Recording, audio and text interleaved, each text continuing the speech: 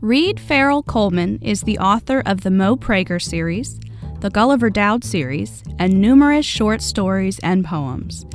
An intuitive writer, Coleman is not the type to write from an outline. I always say, see the tush of my pants, they're shiny, because I've done 25 books without an outline. I'm not saying people shouldn't outline. I know that there are people who do, and it's really successful for them, but it's just not for me, because once I've written an outline, I feel like I've already written it. So all the excitement is gone. So my philosophy has always been, if it surprises me, if it entertains me, and I don't know quite what's coming, it will work the same for the reader. Coleman has written over 25 novels and is a 3-time Edgar Award nominee. He also won the Shamus Award for the Best PI Novel 3 times.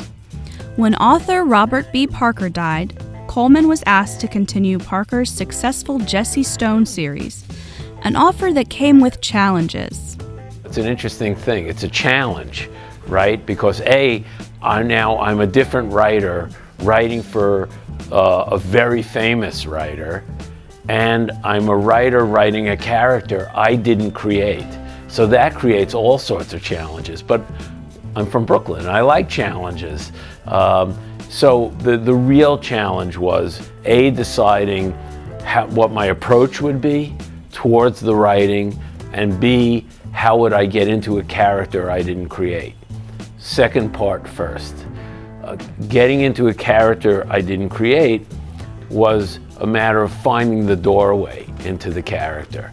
And the way I found that doorway was Jesse was a baseball player, and I've always been a bit of a jock. So I could relate to him on the athletic level, and that Jesse was one phone call away from being the starting shortstop of the Dodgers, and until his shoulder was ruined in a meaningless exhibition game in Pueblo, Colorado.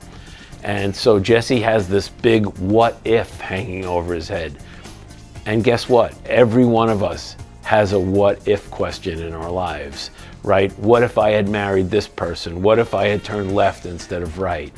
What if I had gone to this school instead of that school? So it's easy because that makes Jesse human, and that's one way to get into him. The other is that Jesse struggles. Jesse struggles with alcohol. I don't struggle with alcohol, but I struggle. We all struggle. It's what makes us human.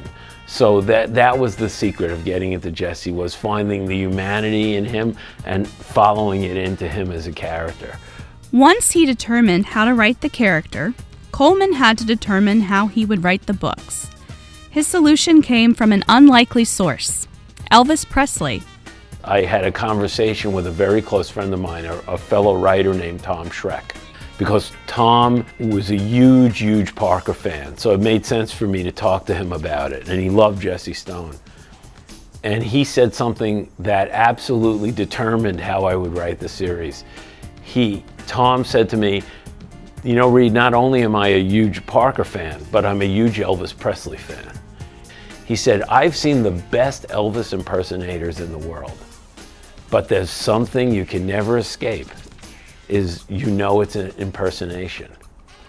And he said, and the impersonators, no matter how good they are, can never do something new because they're trapped doing impersonation. And when he said that to me, I said, okay, I know how I'm going to do this. I'm not going to try and imitate Bob Parker's writing because the readers will see it as what? Imitation.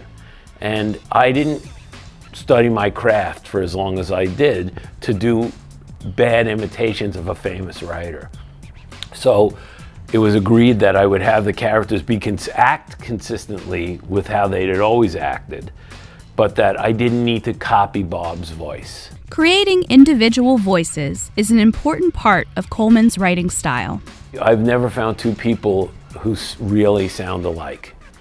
And when I do dialogue, I'm really careful to distinguish between each character speaking, because people don't speak alike. My voice and my brother's voice and one of my nephews and my sons, we sound alike, but we don't speak alike. And one of the telltale signs of bad writing is when all of the speaking characters sound alike, which is like saying, hi, there's an author here writing all of this. And I always want the readers to feel these are real people speaking. BCPL